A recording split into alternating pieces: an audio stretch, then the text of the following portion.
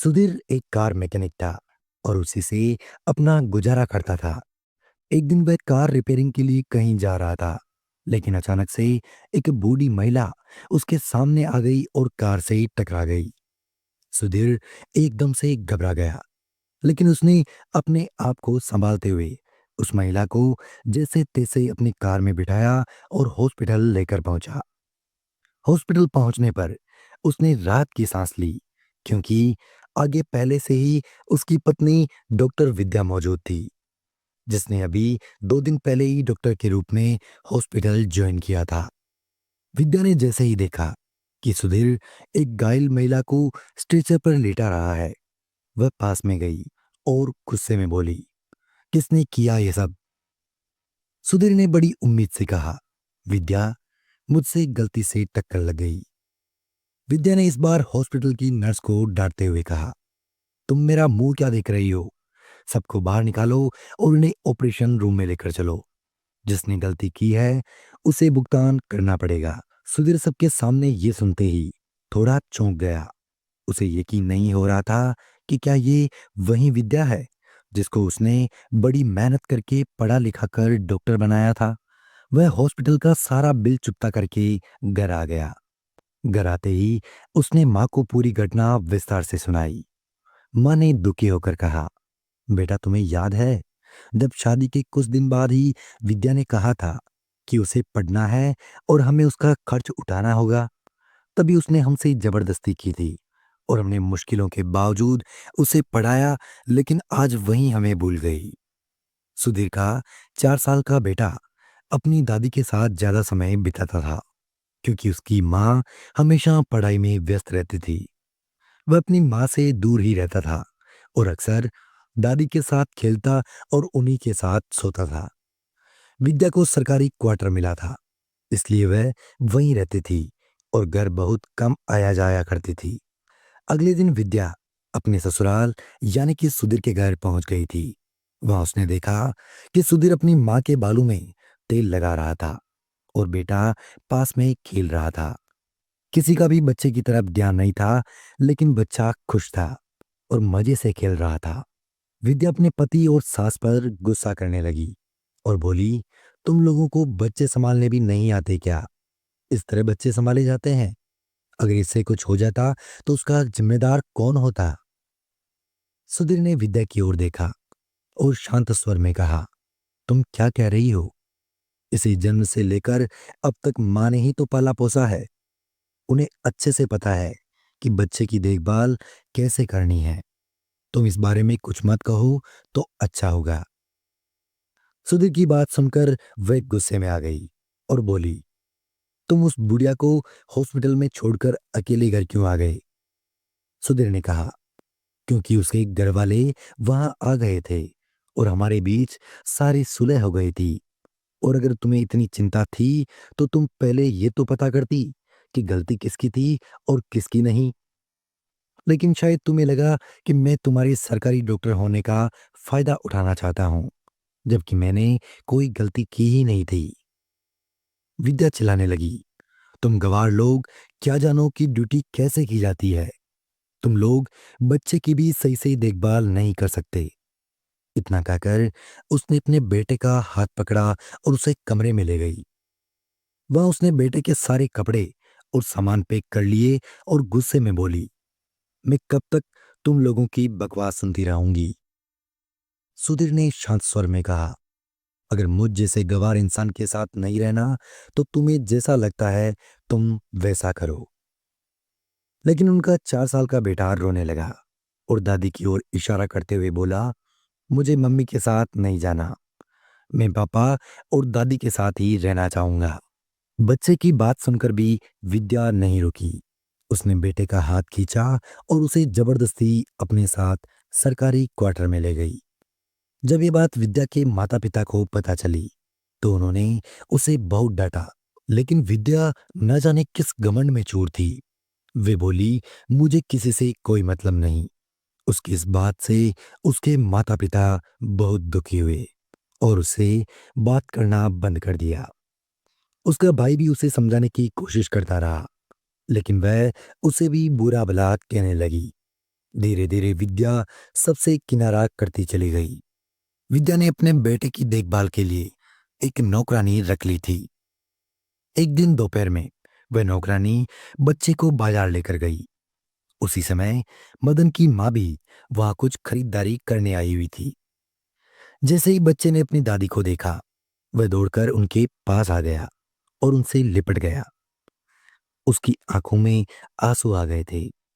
उसने रोते हुए कहा, दादी, मुझे तुम्हारे साथ रहना है। मुझे मम्मी के पास नहीं जाना। मम्मी तो एक गंदे अंकल के साथ रहती है और वे दोनों मुझे मारते भी है। दादी एकदम से घबरा गई और बोली, बेटा, तुम क्या कह रहे हो? मम्मी किस गंदे अंकल के साथ रहती है?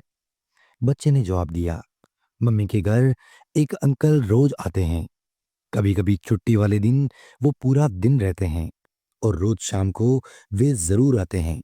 अगर मैं सोता नहीं हूँ तो मम्मी और वे अंकल मुझे बहुत मारते हैं। इसलिए अब मैं सोने का नाटक करने लगा हूँ। जब वे दोनों साथ होते हैं तो घंटों बातें करते हैं और जोर जोर से हंसते रहते हैं। मुझे ये सब देखकर बहुत बुरा लगता है दादी। मुझे अब मम्मी के पास नहीं रहना। इतने में नौकरानी बच्चे को ढूंढते हुए वहां पहुंच जाती है।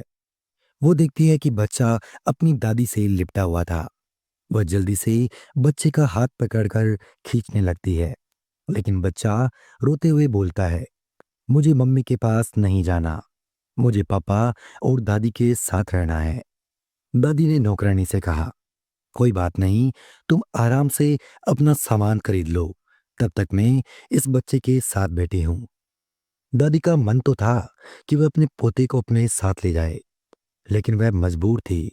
नौकरानी ने साफ कहा था कि मेरी मालकिन ने सख्त हिदायत दी है कि यह बच्चा उनके पास नहीं जाना चाहिए।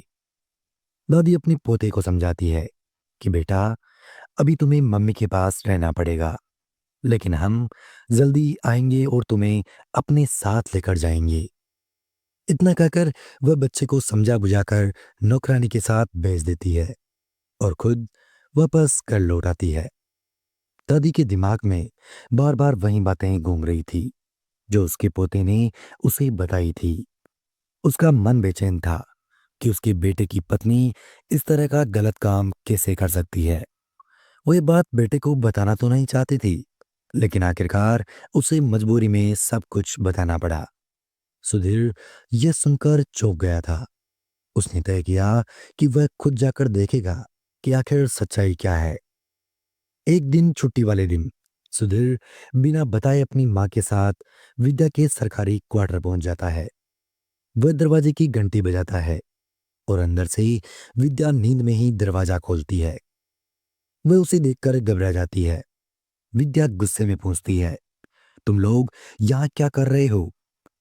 सुधीर की माँ बोली, हम अपने बेटे और पोते से मिलने आए हैं। इसमें गलत तो कुछ भी नहीं है।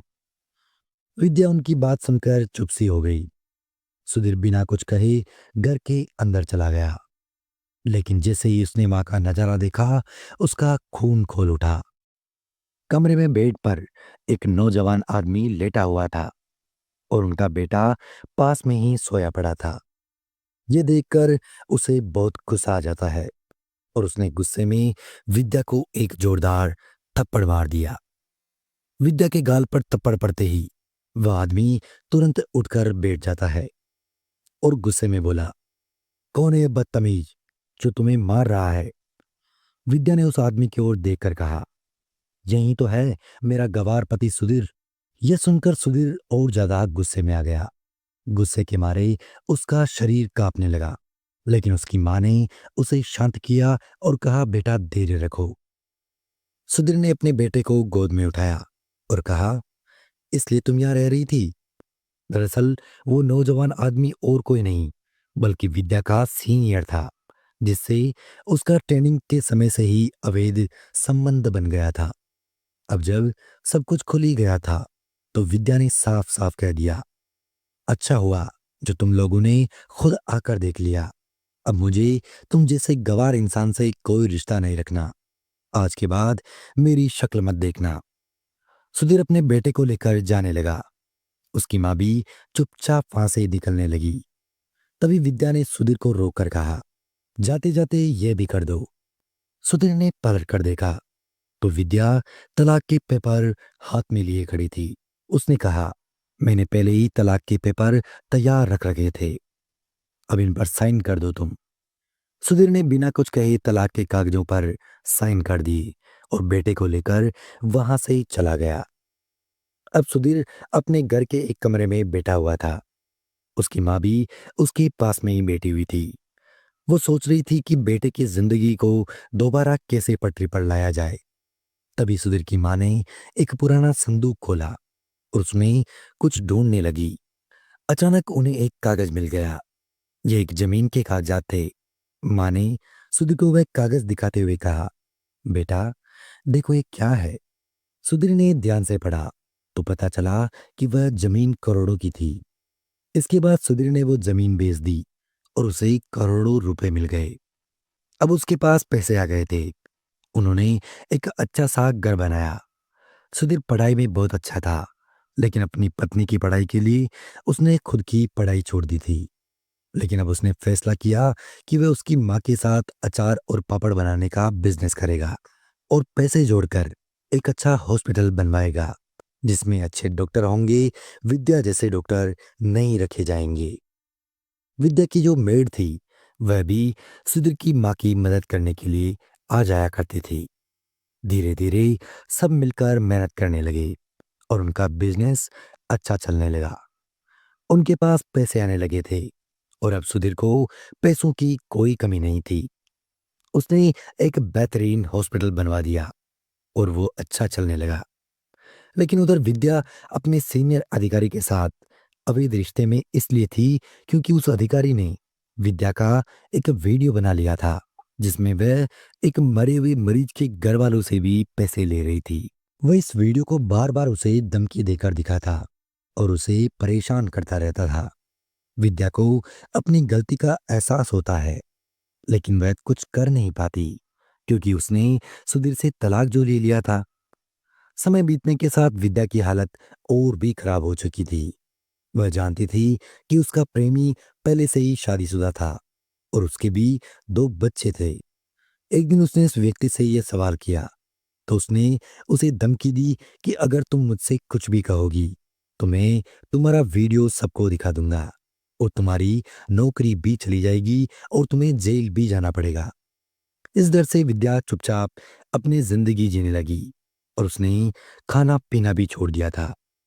अच्छे कपड़े पहनना भी बंद कर दिया और उस आदमी ने उसे फोन भी रखने से मना कर दिया था।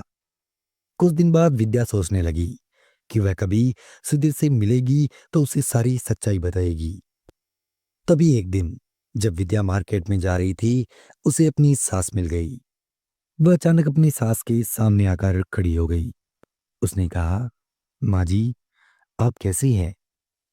सास ने चश्मा नहीं पहना था तो वह उसे पहचान नहीं पाई। वह बोली, तुम कौन हो और मुझे माँ जी क्यों कह रही हो? तब विद्या ने कहा, माँ जी मैं विद्या हूँ, क्या आप मुझे पहचान नहीं पा रही है? विद्या की सास को उसकी शक्ल पहचान में नहीं आ रही थी क्योंकि उसकी हालत बहुत बदल भी चुकी थी और उसकी चश्मा भी नहीं थी। सास ने कहा, तुमने मेरे बेटे को टुकड़ा तो दिया ही है, मुझे तुम्हारी कोई जरूरत नहीं है। और वह विद्या को पहचान कर भी नकार देती है और कहती है कि मुझे तुमसे कोई बात नहीं करनी। विद्या गिड़गिड़ाते हुए कहती है, माँ जी मुझे माफ कर दीजिए, मुझसे बहुत बड़ी गलती हो गई थी। कृपया सुधीर से कहिए मुझे माफ कर दे और मुझे वापस अपना ले। इसके बाद विद्या की सास कहती है, बेटी जो तुमने किया है उसका फल तुम्हें भुगतना तो पड़ेगा। यह कहकर वह उसे दूर करके अपने काम में लग जाती है।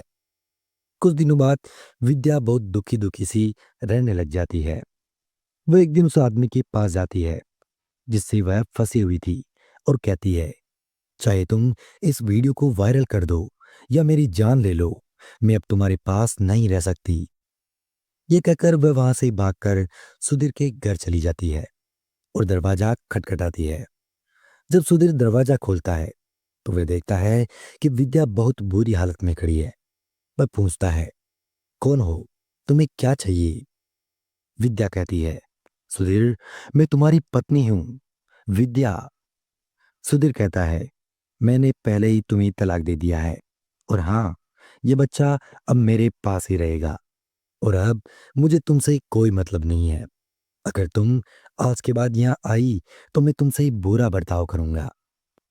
सुधीर यह कहकर दरवाजा वापस बंद कर देता है।